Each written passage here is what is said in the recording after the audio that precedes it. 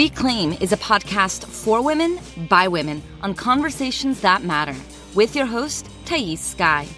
Together, we will explore the questions of what does it look like to reclaim our sovereignty, our worthiness, our voices as women in this messy world.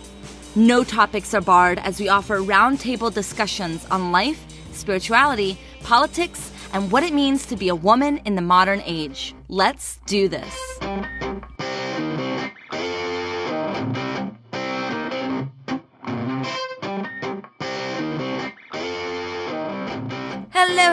Hello, everybody. Thais Sky here. Welcome to Reclaim the Podcast, where we have conversations that matter, specifically in finding the intersection between feminism and spirituality. And for those of you who, feminism isn't really your word, let me just clarify. By feminism, I really mean the act of empowering women, which I think if you're listening to this, you probably know that the act of empowering women is a complex subject. It's a subject where we get to explore what does it really mean to elevate the voices of all women.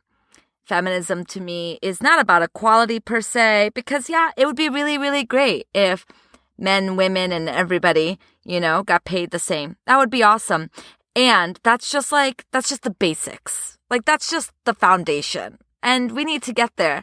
And I'm also really, really more interested in overturning the patriarchy, to be honest, overturning this cultural narrative that we have around what it means to be human.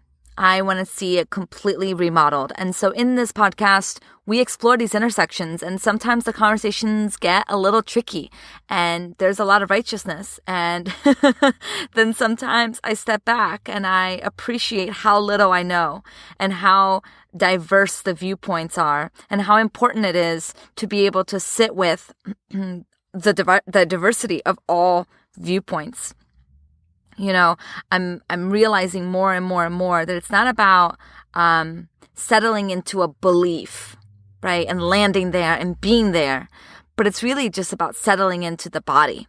And as we do so, we can really hold space for all sorts of opinions without making anyone be right or wrong. It's hard. I've been falling into this trap, as I think we all do at some point or another, of believing that our opinions is the right opinion and anyone else that doesn't agree is wrong and bad. And because some people's opinions don't harm others and some opinions are harmful, it feels very easy to fall into righteousness. And this is where I've been navigating lately, understanding my voice in all of this. So anyway, the whole point is thank you for being here. Thank you for listening. As I shared last week, I opened up a Patreon. If you're not familiar with Patreon, it's a really, really cool platform. It's a model of a new economic system where we get to support each other's work and artistic expression.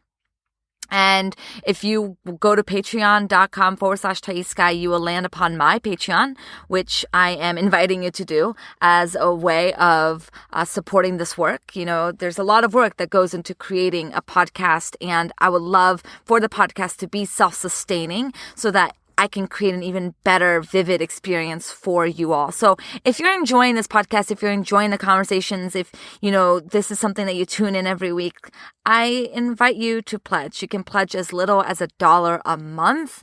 And that money goes directly into the podcast and making this listening experience the best in the world, or the best that I can do. Since I opened up Patreon last week, I already have a handful of pledges. To those of you who have pledged, Zan, Colleen, Violetta, Skaja, Cheryl, thank you. I appreciate you. I also appreciate the brilliant being who was my first Patreon pledge, Janice Ho. Thank you. Every dollar counts, and I appreciate each and every single one of you for honoring my work and putting money into my work. This is not a small thing.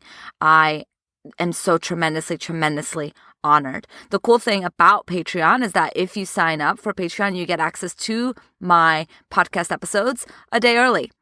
So people who pledged on Patreon already listen to this podcast, which is kind of cool. So if you are interested in grabbing all sorts of gifts that I have in exchange for your pledge, please go to patreon.com/ThaisSky. You can also go into my show notes and the links will be there.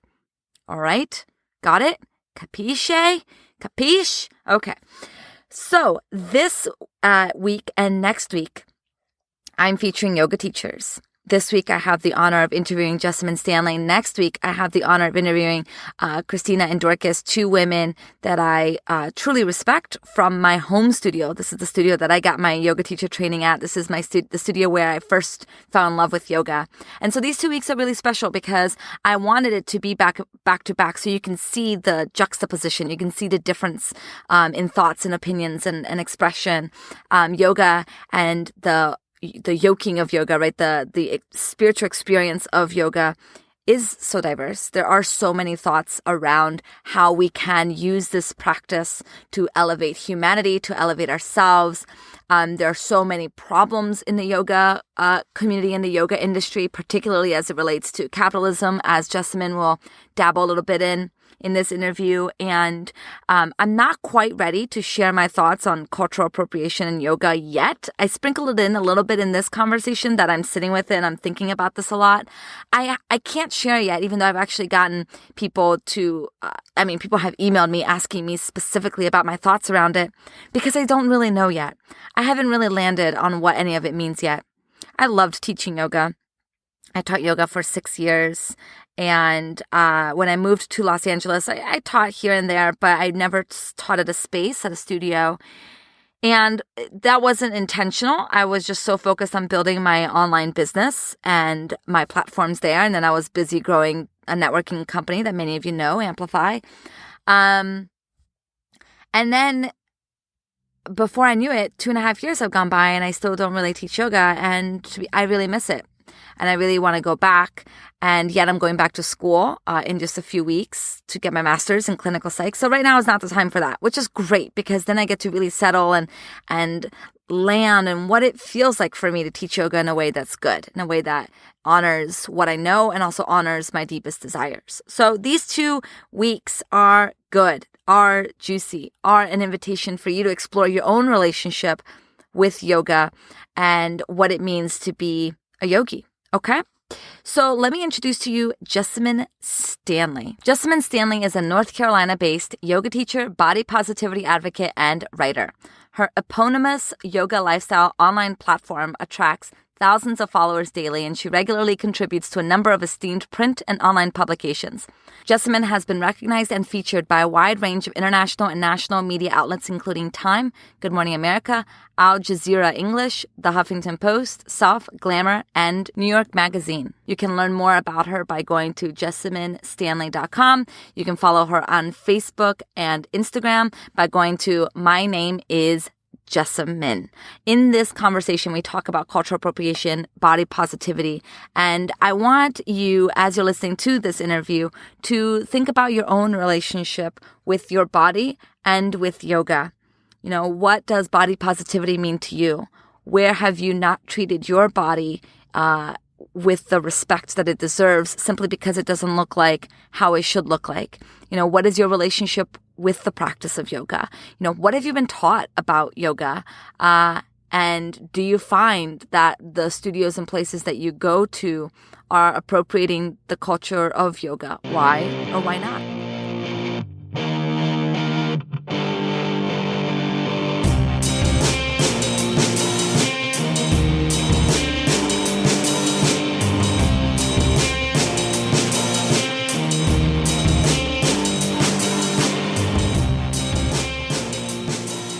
Hello, Jessamyn. Welcome to Reclaim the Podcast. It is such an honor to have you here with me today. Well, thank you so much for having me. I'm happy to be here. Oh my goodness. Okay. Where do we begin? So tell me about, for those crazy fools who don't know anything about you. Oh my goodness. I feel like I don't ever expect for anyone to think anything about me, so that I'm like, anyway. I'm sorry, please complete your No, sentence. totally good. Totally good. So for the people who may not know anything about you, I would love for you to share just a few sentences about your past, your history, who you are, what you do in the world, and why people are crazy idiots for not knowing about you and your work. I'm just Well, gonna layer that on. Now that we started, I'm just gonna keep dosing that peanut butter all over this conversation. well, I'm very much like an average person just living and trying to exist. So I just want to say like offhand that if you're like, who is this person?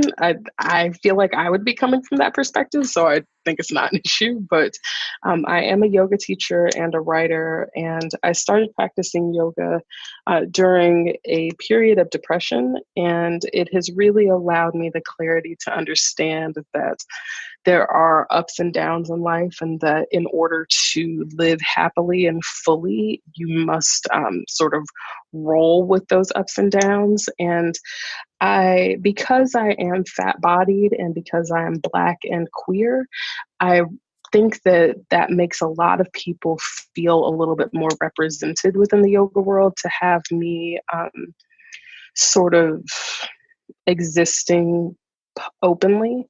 But I don't really, while a lot of people are sort of like, wow, you're fat and Black and break all these stereotypes about yoga. I've never really felt that I really break that many stereotypes. Honestly, I think I'm much more representative of like the average yoga practitioner. That's fun. I'm more representative of the average person than I am any sort of like minority. And more often than not, I've realized that while people think that only fat bodied people need the message of body positivity or of loving oneself unconditionally, I found that that's a message that speaks to all human beings, because body negativity is really rampant within our world, and it knows no particular region. It's all over the world. It knows no particular body size or skin color or ability or age or anything like that.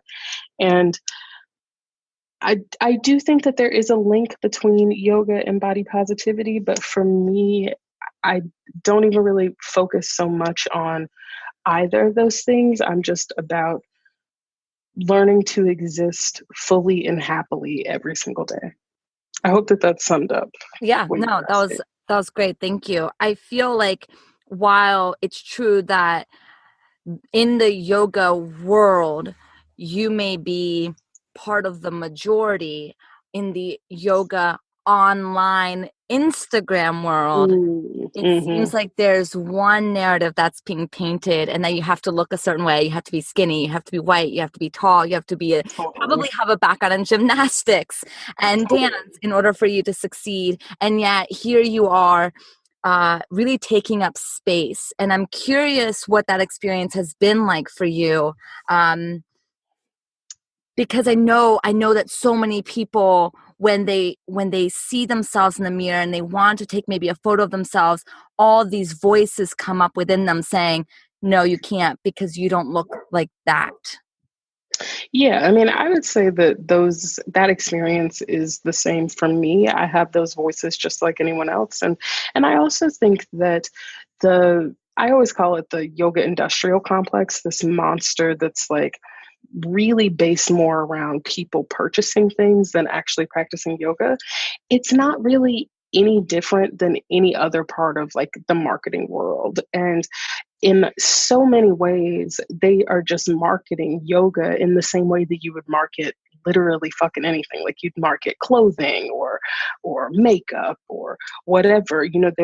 They pick out the customer that they believe will be most susceptible, which typically is like a white, slender, able-bodied, cisgender woman, and slender bodied. And so that anyone who doesn't fit into that category is somehow like less than. And I have not, the experience of being the only within that little microcosm is no different than any other part of my own experience. Like, it wasn't like, wow, there's no Black people and no fat people here. Like, that has been a theme my entire life. Like, it's always just a bunch of white girls. And in my mind, it's just like, okay, yeah, so this is another place where like I'm showing up, even though nobody invited me to the party, I'm here. And the thing that I've noticed is that people are not at all, they are everyone is resistant to change because they are afraid of what they don't understand. And especially because a fat body person really spits in the face of what the fitness industry breathes on. Like, the fitness industry couldn't exist without this inherent belief that people like are not exact. Like, okay, let me back up. If everyone believed that they were perfect right now, the fitness industry as it is right now would not be nearly as profitable. So they really rely on that. And because the yoga world has been absorbed by the fitness world, there's this misconception that like, if you don't look a certain way, if you're not white, slender, able-bodied, cis femme or cis male, let's say, then it's like you don't deserve to be there. But the reality is that yoga is not actually a fitness thing. Like, there are obvious physical benefits to it. And a lot of people tend to get hung up on those benefits. But yoga, being a spiritual practice, is all about like just being okay with what's going on inside of you. And every human being needs that journey. Like, it's not just like cis white people, you know what I mean? So it's like, I think I don't think it's necessary for me to be publicly in this space, but I do think it's necessary for somebody to be publicly in this space, because the number of people that tell me like, wow, I didn't know that fat people could practice yoga, or like not even just fat people, but like people being like, wow, I'd never thought that anyone who didn't look like this idealized human being could practice yoga. I'm like, that's a fucking problem. Like, that idea shouldn't exist at all. And so unintentionally, by just showing up, I've really challenged that idea. Yeah, and I feel like that challenge is so important. And something that I've been navigating with a lot is that inherent cultural appropriation of yoga in the West. And that's made me pull back from teaching yoga and being in the yoga world. And so there's two juxtapositioning ideas that I'm trying to balance out. On the one hand, yoga has opened the door for me to heal my body and to be in my truth and to connect to a spiritual practice back when I didn't even know what spirituality really meant. And so I'm so grateful for this practice. But then on the other hand, who am I to be teaching, speaking up, taking up space in an industry that has been so co-opted and so taken, raped and pillaged the ideas of a culture that is not ours? And I would love to hear your thoughts around that. So my thought is that the actual practice of yoga, the yoking of the light and dark within the self, that has nothing to do with any particular like cultural background.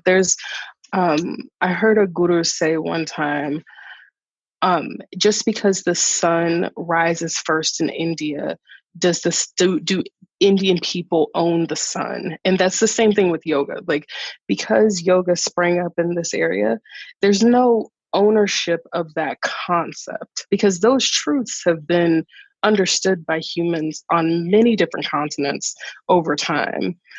And I think that because in the West, there's this history of colonialism and a history of imperialism, there's a tendency whenever people start practicing yoga to be like, oh, if I'm finding out about this practice from South Asian culture, then I need to take on these aspects of South Asian culture that are not necessarily related to the yoking of the light and the dark within yourself. Because I've always felt that if you are really practicing your own yoga, you're not going to be appropriating anything. You're going to be learning about yourself. But people attribute things to that journey that are not necessarily attached to it. And I think that that's the space where shit gets really, really sketchy. And because it's widespread and there's no checks and balances, and everyone has so much emotional sensitivity about it, and everyone has like their reason for why they do these things, and, you know, et cetera, it creates this really awkward space where people are like, okay, so I'm not trying to appropriate anything. I am trying to look within myself. I don't really know where the boundaries are. And I found that, like, for me anyway, there's a difference between deep appreciation and appropriation. And I think that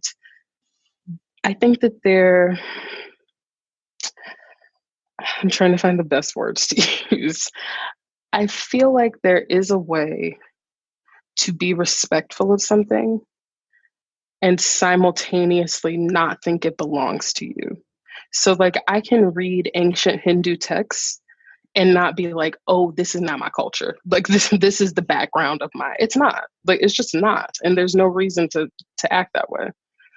It's better to say, okay, in the same way that you would read any holy text, you read it for what it is. You don't need to take everything from it. You don't need to rent it of its of the heritage. All you need to do is appreciate it. And I think that appreciation is not necessarily prioritized. I hope that made sense. It does make sense. And, you know, as I'm listening to you, I'm thinking about how I feel like as a white person, our identity is so based on what is not. You know, well, our right to exist comes from the lineage of colonization and imperialization and taking away. It's very easy for us to fall into that belief of, oh, here's something else for me to take. Here's something else for me to appropriate.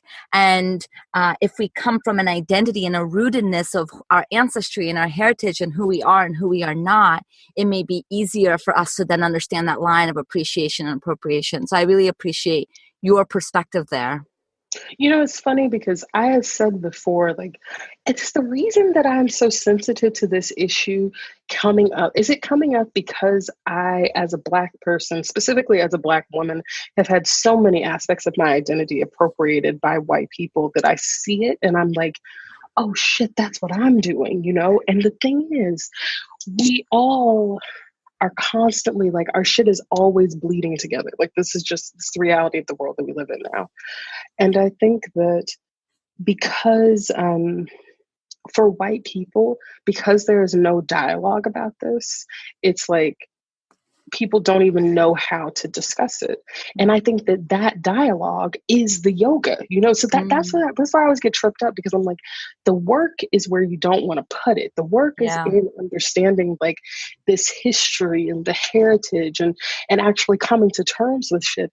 And frankly, I can understand how one would want to avoid or ignore that because it's dark.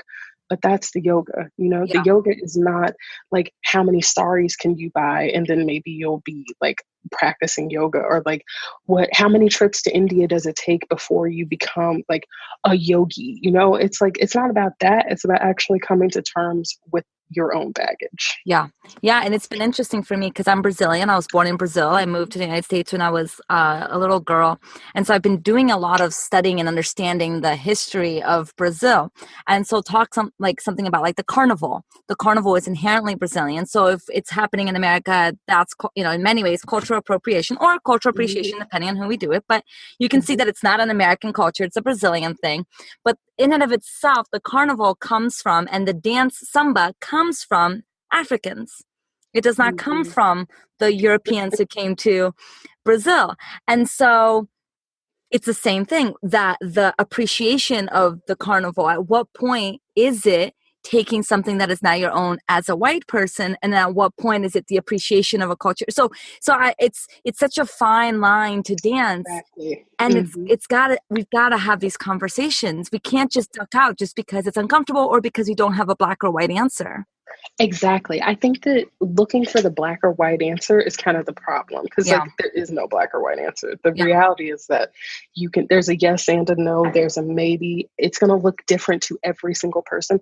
I mean, a huge issue being an African American person, a whole thing is now like, are African American people appropriating African culture when we decide to wear like traditional African clothing? Like, as an African American person, I am not from Africa, though my lineage is African. There's this like whole disconnect of like, are you appreciating or are you appropriating, or are you trying to find a connection to your heritage? And the answer is that there is no answer. An African person will feel differently about this than an African American person, than a person who just identifies as Black, who is not necessarily African or African American or anything. It's just, there's so many different perspectives, and every perspective ultimately is right. Yeah. And that is the yoga. Boom. Everything comes back to it. Yeah. Yeah. Of course. Yeah. I really hear that. And I feel like that is what the power of yoga is, that it allows us to set a foundation of being able to hold space for these things if we allow it to be so. Mm-hmm. Yeah, definitely. Definitely. So let's talk about this body positivity movement for a split second, or maybe more than a split second. Because I feel like in many ways, it's a really good idea. And then in many ways, we're bringing the same mindset of the diet lifestyle into body positivity. So I'm curious to hear your thoughts around, what does it mean to be body positive? And what are maybe some of the shadow side of this movement that you've been witnessing? So what it means to be body positive really depends on who is answering the question. So I just want to like preface what I'm saying by like, this is solely my opinion, but I tend to think that body positivity is the idea that everyone is perfectly okay today exactly as they are. That's period. Dot. There's no limitations. There's no one person that needs to understand this more than another. It's that you are okay right now. I believe that it came out of fat positivity or fat acceptance, which have been around for a very long time at this point. The issue with body positivity is that because the message is so broad, it can basically be attached or appropriated by it can be attached to or appropriated by literally fucking anybody. Like anyone who has a feeling of not being good enough, they can take this and say, oh, this is how I would like to feel. And it becomes more and more extrapolated when people see that it's like a trendy idea and that you can make money off of it. So that now we have all of these models and corporations and brands talking about like, we're body positive, love your body, blah, blah, blah. At the same time, they're saying like, love your body, buy this thing that's going to make your body even better. Love your body, and it's like, what are we saying? Like, what is the message here? And just recently, somebody, oh Lord, let me not get too. There was a book published just recently by someone, and it's called Body Positive, but it's literally like a diet book. And I was just like, so this is where we are. And I mean, honestly, like, I'm not that pressed about it because I'm not that attached to the movement. I don't really care that body positivity has been co-opted. Everything awesome is always co-opted. Like, this is like, it's just, it's what white people do, honestly. Like, they just are like, okay, cool. So this is a way that is making people happy. It can make us some money. So let's make it as palatable as possible. And I just think that this is a trend that we're seeing where people are like really excited about it, but that doesn't make it any less important. Like, the idea doesn't become less important just because someone else stole it and tried to turn it into something else. And I think that it's very important because body positivity has a lot of power behind it. Ultimately, that idea of you are okay today, it can totally change the world. It can totally change, I mean, at the very least, it can change the way that our children approach life. The idea that, like, oh, you don't need to spend your entire adolescence hating yourself so that you can try to figure it out by the time you're in your 20s or 30s or 40s or 50s or 60s or whatever. You can just know that right now, and that we can best express that idea to children by embodying it ourselves and really reflecting that to them, like not using negative language to talk about ourselves or other people, not encouraging them to use that kind of language. Like, these are big things, big ideas, but it's currently just kind of being watered down to, like, fat girls deserve clothing too, or something. So the brands are basically like, oh, we're missing out on fat girl money. We should go and, like, don't we have a halfway fat girl somewhere? And then they'll, like, find somebody who they think is representative of this idea, slap him up there. Great, now we're body positive. And I just capitalism ruins everything. It does. And I think that it's important to see the bigger picture, understand that capitalism always ruins everything, and that our humanity is much bigger than that. Yes, I love that. I recently read an article. I really wish I could find it. It was about how lifestyle is becoming the new diet. And yes, totally. It was great. It was a very snarky written article about how, oh, great. So we go from wanting to just regulate, our food for like a certain amount of time to an indefinite amount of time. This idea that we can just be rigid in our entire lives and then we will be happy. And this lifestyle thing I'm seeing is becoming so trendy, and it's inherently telling us, again, that if we are to be happy, if we are to feel worthy, if we are to take up space, it's got to look a certain way. Because the reality is that the proverbial they don't want for us to take up space. Right. They don't want for anyone to be different. They don't want to see anyone, like, challenge their beliefs or anything. They want for us to all be controllable. And they're always going to feel that way. I feel like it's not even useful to try and change that. The only thing that we can change is our response to it. And the fact that we believe that we're powerless, or that we have to look to these brands or corporations as, like, the leading force, and that them co-opting something, like, makes it more valid. I think that that's what a lot of people tend to think about body positivity, is that seeing it on a larger scale somehow makes it more valid or more useful. But by the time it's on a larger scale, it's so watered down that you're not even actually getting the weight of it. And I think that we have to stop putting so much emphasis on these like companies that are just trying to make money off of us, because ultimately they're literally just repeating the shit that we say. So whatever we say is what they're going to say.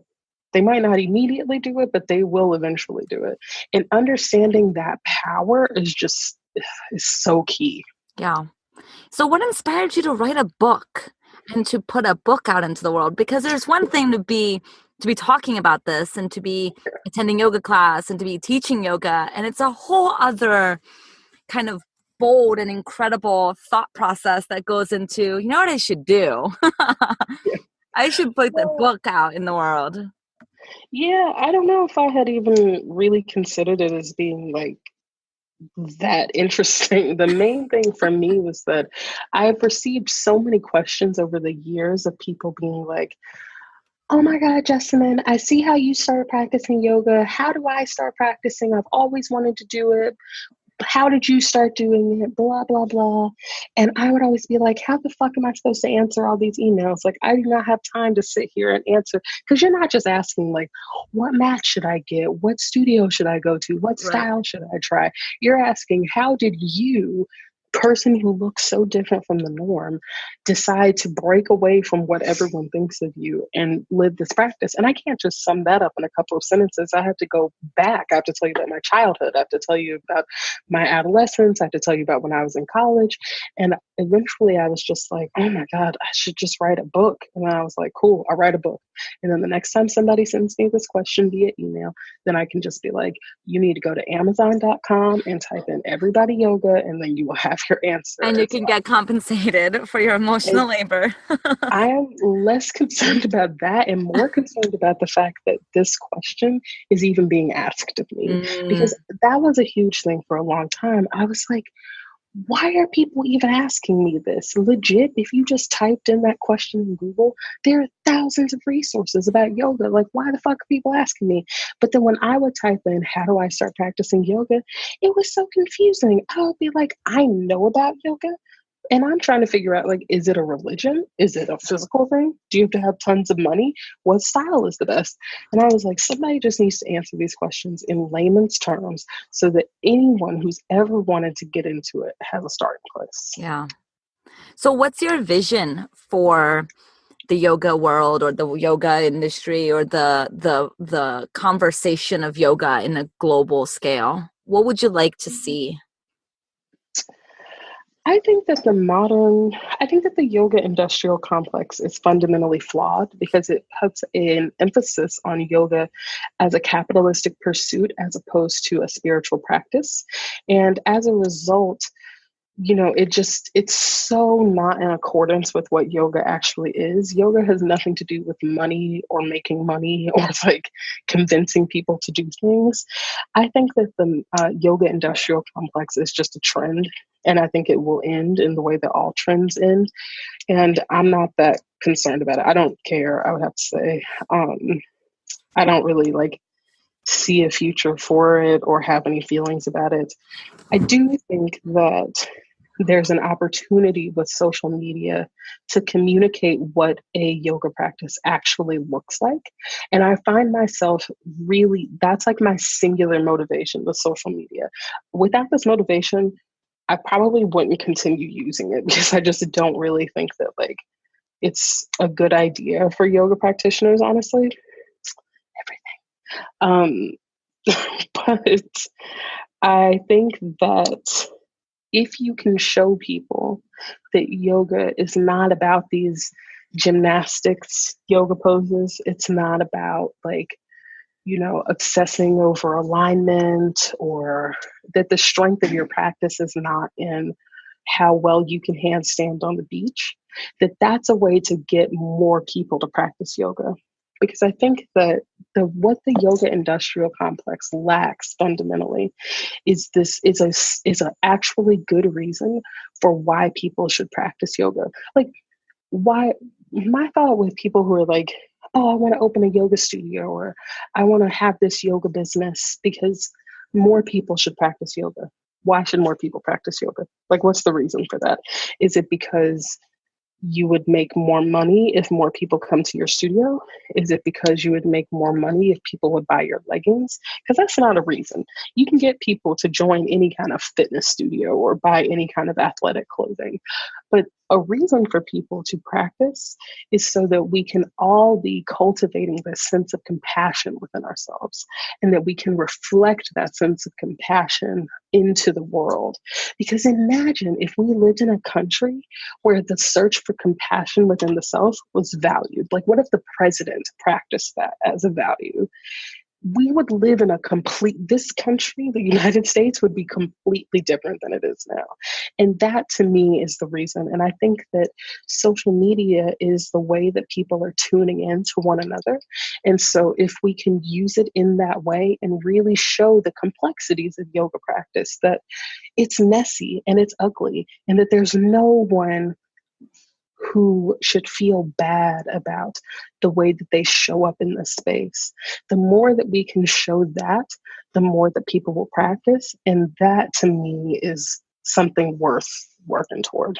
Yeah. Yeah. And you pour a lot of love into your social media. Holy shit. Like, it is no joke when you go on there. At least I feel, not necessarily time, but I'm talking about I feel Like you really pour yourself into your work. You don't, just put a picture and go. I feel like there's a lot of intentionality and thoughtfulness and truth and rawness and realness in your feed. And I think that's why so many people follow you and enjoy, what you put out on social media, is because they can feel your heart through your work. It's very interesting because I did not, I definitely, like when I first started posting on social, this was before like the whole influencer culture that exists now. Like this is back when Instagram first came out, it was just like a bunch of college students that were using it. And I was just on there like posting pictures, trying to connect with the other yoga people who were on there, which it was just like very serious practitioners and teachers. And over time, it has really evolved into something else. And I remember having this moment, this was like 3 or 4 years ago, where I was just like, oh my God, I'm so done with Instagram, everything about it. I just cannot with this app. Like, I cannot. And then I was like, yeah, but it is a way, like I can look back on my Instagram and it's a journal of my practice over these last few years. And that to me is really worthwhile because I can see this evolution from like when I first started posting pictures to where I am now. It's like a completely different person. And that kind of reflection long term has been very, very therapeutic for me as a person. And I think that is useful. Now, this bullshit hunting for likes and like getting your love and affection from the photos, that's an issue that needs to be worked out. But well, and I'm curious, opportunity, because you have such a vast following, how you protect yourself, or if you protect, what that looks like in terms of feeling like you're something to be consumed. Like your body is not yours. It's for me to consume and to like and to comment, and people have opinions and judgments about everything. And I'm curious, how do you filter through that so you can stand in your practice and stand in your presence online, offline, without allowing that energy to seep into your life?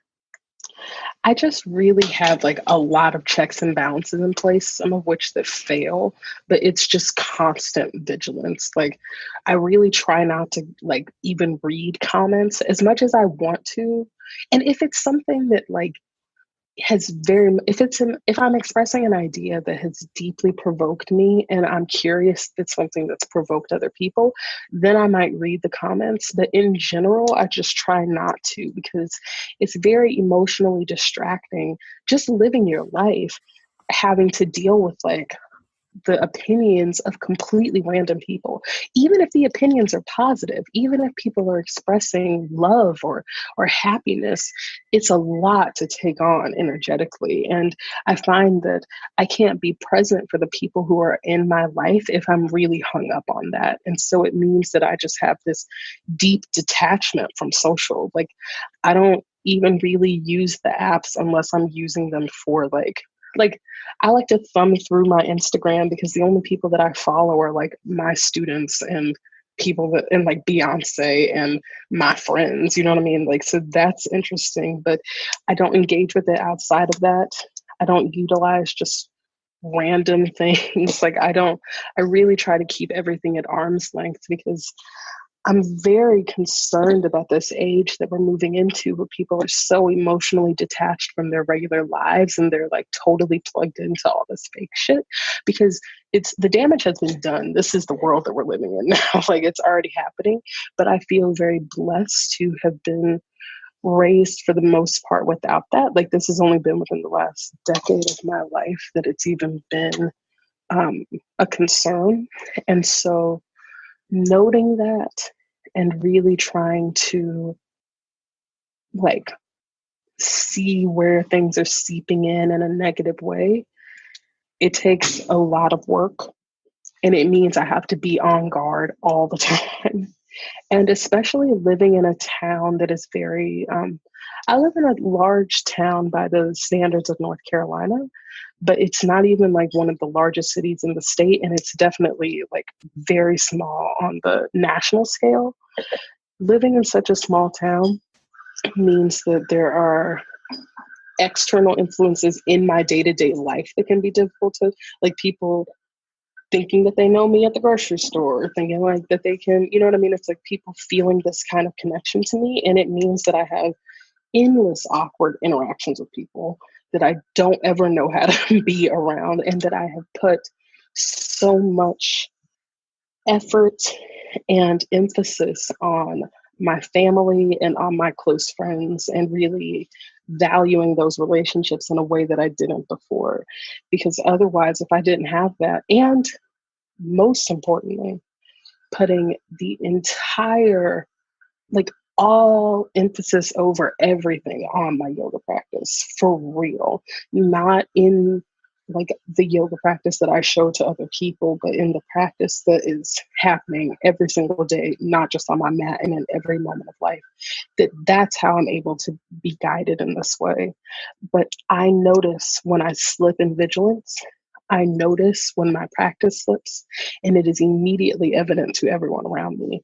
And so in order to not have what you're saying happen, it takes all of that work for sure. Yeah.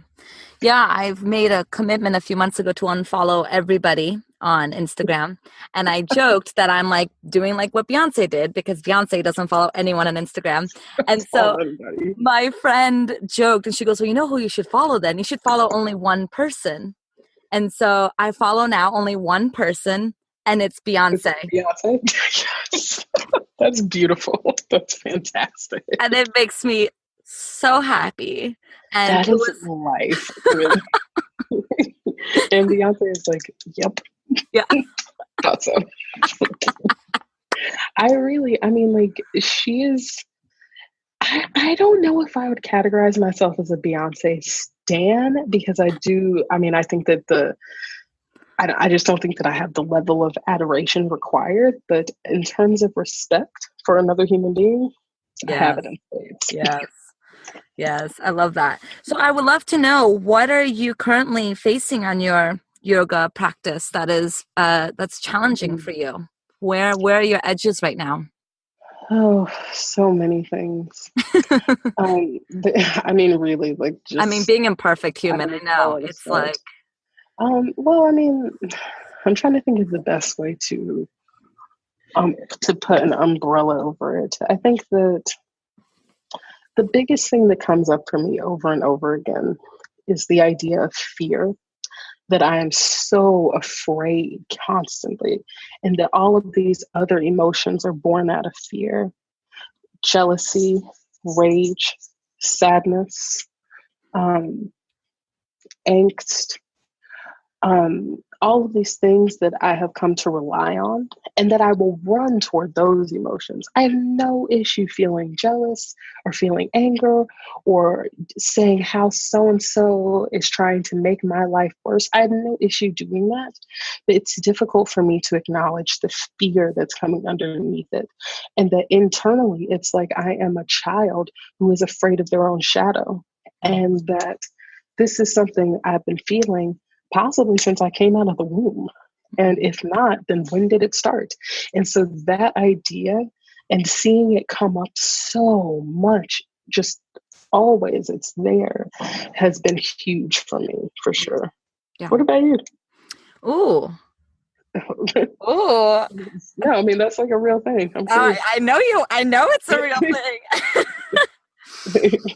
thing. I would say for me right now, my biggest edges is on detaching from some of the workaholism that I've unconsciously put on myself in the past 2.5 years, where I feel like my priorities are a little whack. And every time I am considering doing something for myself, my immediate thought is, but I have work to do. I have this to do. And, I feel like the more I put myself in my business and my work, I'm like losing a little tendril of myself that comes when we give space to our hearts and our practice and our loved ones. And it's getting to a breaking point, and I can feel it. I can sense it. And I'm doing everything I can to make sure that breaking point isn't some huge, dark down the soul. And even if it is, sometimes that's the Hey, and I've yeah, been there plenty of yeah, times, but you know what I mean? Like, I don't want to lose my life over my work. My work is important. totally. It's critical, and I can devour and devote my entire life to my work, and I know that I'll make a difference to the world, but at what cost? You know? And that's what I'm coming up against is I'm not willing anymore to not live my life at the cost of my business and the work and the impact that I'm making. And I feel like for many of us who are in maybe, let's say, quote unquote, the public eye, who use social media as a way to elevate our work, it can feel very easy to be a thing to be consumed. And that's why I was so curious about your boundaries there. Yeah. I mean, I think that just to speak to that more specifically, I don't tend to think of myself as I'm trying to think of the best way to phrase this. So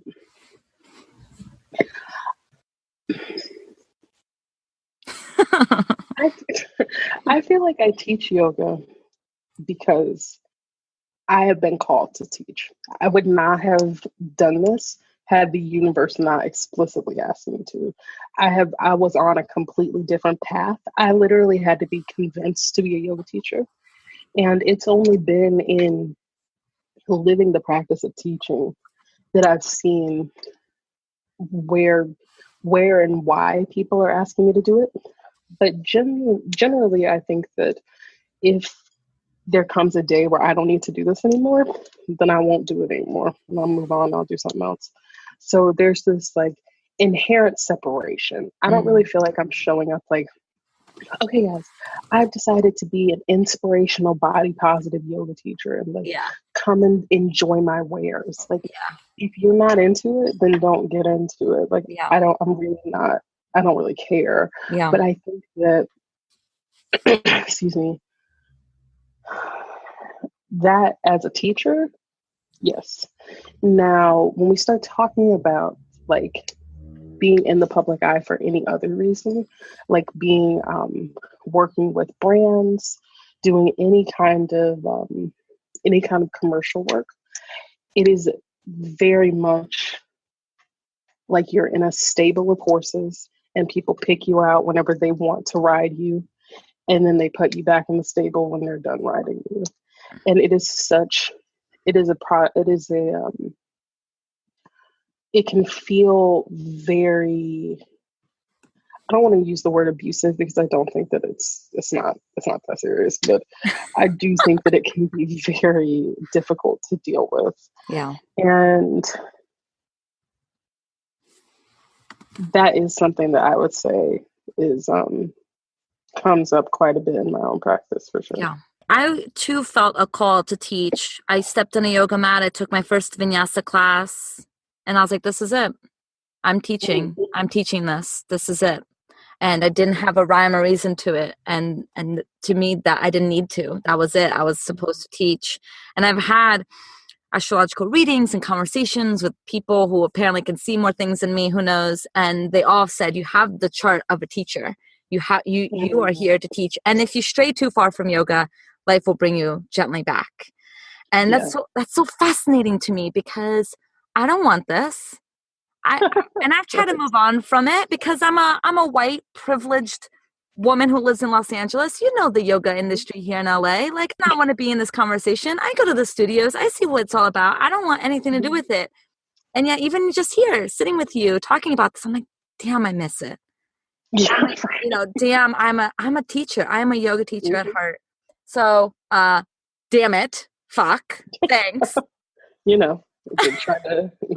came with the Kool-Aid. But just talking with you about cultural appropriation, I can see how in my own way I've been running away from the conversation instead of engaging in it, because it's much easier for me to say I'm not like that white teacher than to get into the muddiness of actually let's lean in here. What is here and how can I face this?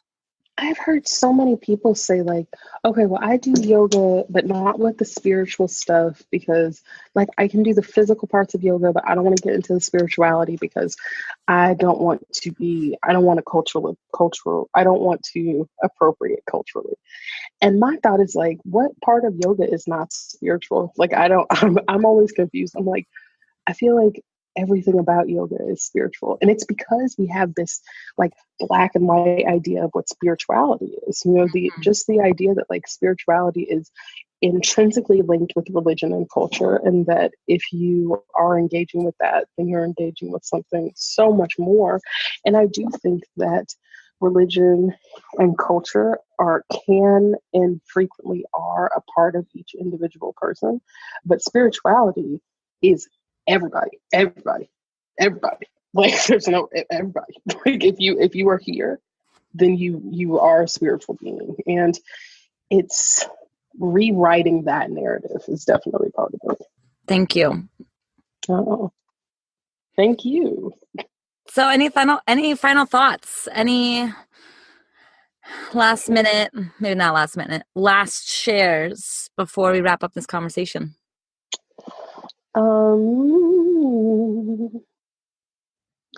No, I mean, I think that regardless of the path toward it, I hope that everyone really respects themselves as a spiritual being and understands that that every step that you take, even if it lands you flat on your face, bleeding, bruised, broken, is imperative, and that every step is ultimately beautiful. And I think that obviously for me, yoga is a way of understanding that, but I don't think it's the only way at all. And I hope that everyone can find that understanding for themselves. Awesome. Well, thank you so much, Jessamyn. I really appreciate you and your beautiful thoughts with us today. I appreciate your presence in this space, and I'm glad that we can share community together.